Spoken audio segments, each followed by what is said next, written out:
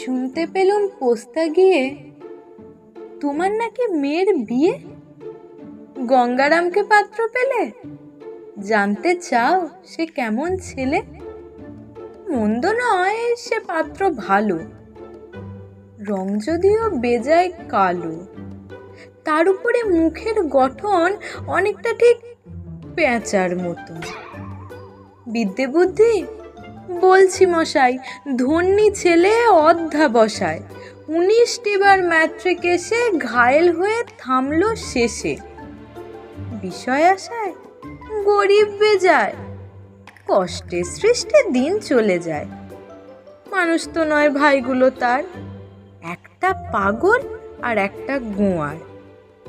আরেকটা সে তৈরি ছেলে, জাল করে নোট গেছেন জেলে।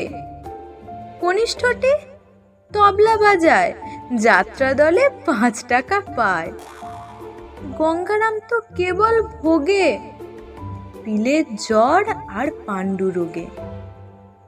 কিন্তু তারা উচ্চ ঘর, কংসরাজের বংশধর।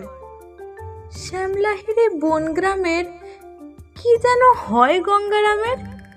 যা হোক, এবার পাত্র পেলে, এমন কি আর মন্দ ছেলে?